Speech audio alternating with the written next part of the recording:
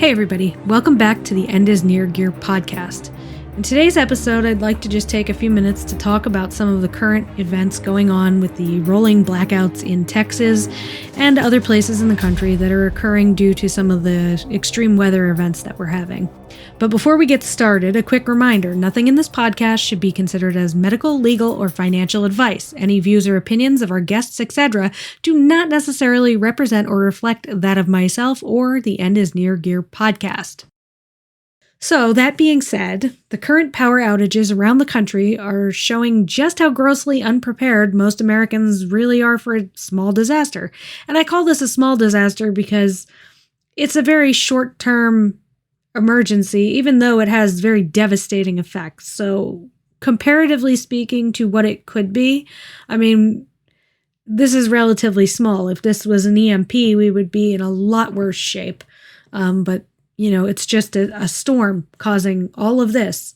So, yes, it's very hard to prepare for a rare event like the one currently being experienced in Texas because it's very rare. So it's not one of the top priorities when you're preparing. But anyway, I'd like to take a quick look at some of the current news headlines. I'm going to put the links to the articles below. We're just going to read the headlines real quick and maybe an excerpt if it's an interesting one. And then from there, we'll talk about the issues here. The first thing, though, I'm going to take a little peek at the the poweroutage.us map. And as we can see, as of about 5:30 a.m. Eastern Time, the number of people in Texas is currently 2.9 million without power. Now, this is down from about 3.2 million the last time I checked. So let's move on. The first article is from Yahoo News, and it's Animals at Primate Sanctuary Freeze Amid Texas Power Outage. San Antonio AP. A chimpanzee, several monkeys, some lemurs, and an uncounted number of birds died when a nonprofit San Antonio area wildlife sanctuary lost power early Monday. Yet another casualty of unforgiving winter weather that has seized much of Texas. The next article we have is from KView ABC. No power and no way out. One Austin neighborhood feels trapped in the cold. Families are desperate for help as they suffer through 3 nights of no power with no way out. Hundreds of families in Austin are feeling the desperation as they linger into a 3rd night of no power with no way out of their neighborhood. Guy Gold is one of them. He lives in the Jester neighborhood in northwest Austin. It's a neighborhood situated on a steep hill with many retirees. He's even lost track of how many days they've been without power. I think it's the 3rd day that we don't have any power up here, said Gold. The struggles are real. The 2 ways into the neighborhood are steep grades and no one has been able to make it out. The next article, NBC News. 2 dead from carbon monoxide poisoning after using car for heat in Texas storm. Houston police said the victims were a woman and a girl. 2 others, including a boy, were taken to local hospital for treatment. 2 people, including a child, were found dead Tuesday from carbon monoxide poisoning after a car was used to generate heat in a Houston home hit by widespread power outages from a rare winter storm. Houston officers and firefighters responded to a welfare call to find 2 adults and 2 children suffering from carbon monoxide poisoning, the police department said Tuesday morning. A woman and a girl did not survive, while a man and a boy were rushed to the hospital for treatment. The names of the victims have not been released. CBS News. Death toll rises as powerful winter storm knocks out power to millions in Texas. Plano, Texas. More than 3.5 million homes and businesses are without power in Texas, where some of the coldest temperatures in decades have hit the state. A second winter storm is moving in Tuesday night with more snow and ice. From CNN, frozen wind turbines, limited gas supplies, and rolling blackouts behind Texas's energy woes. Some of the warmest places in Texas where rolling power outages are occurring across the chilly state are inside cars and trucks that are parked in the driveways of homes without electricity. Shay Lewis of Irving told CNN his family in Grand Prairie had planned a small socially distanced gathering to celebrate his younger brother's birthday. But instead of celebrating, they have spent the day trying to stay warm. They have been in the car all day with the heater on, he said, and the inside of their home has dropped below 40 degrees.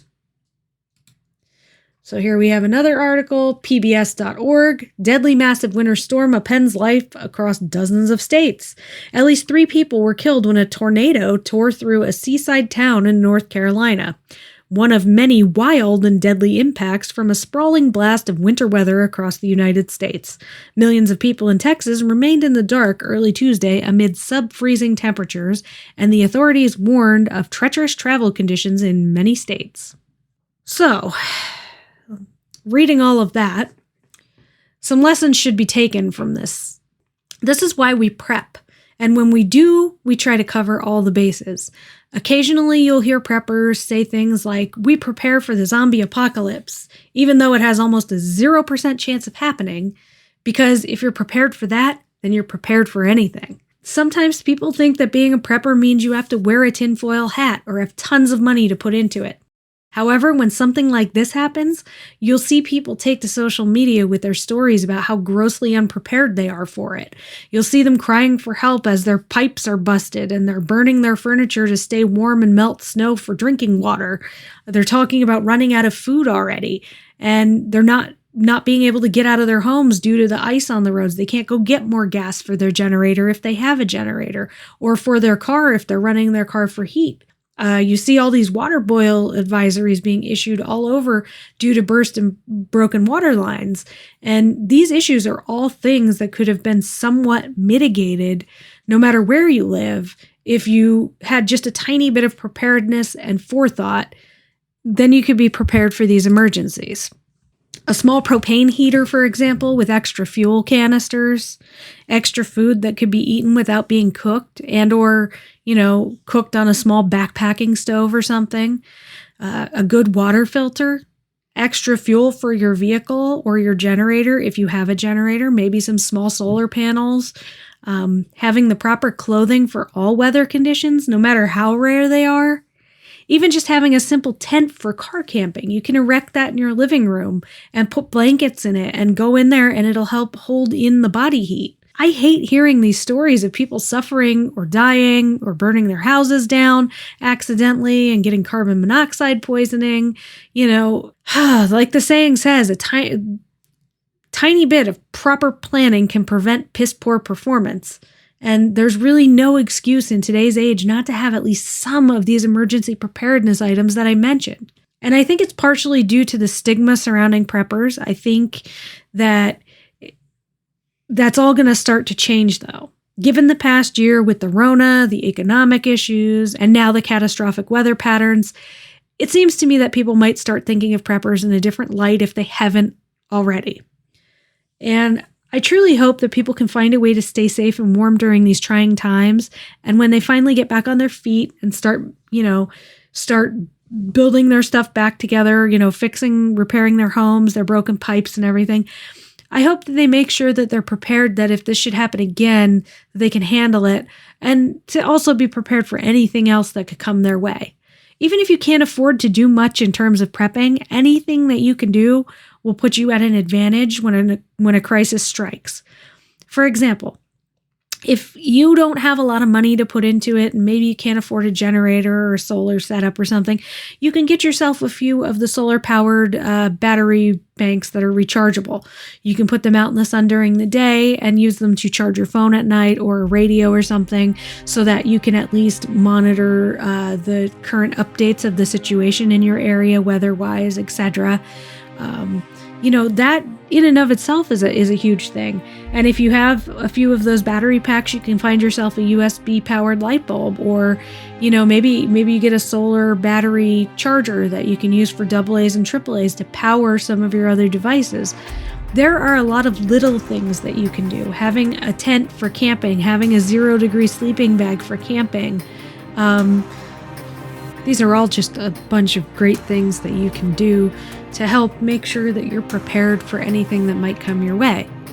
So that's it for today's episode of the End is Near Gear podcast, and I hope that was helpful, and I will see you next time. Thank you for listening.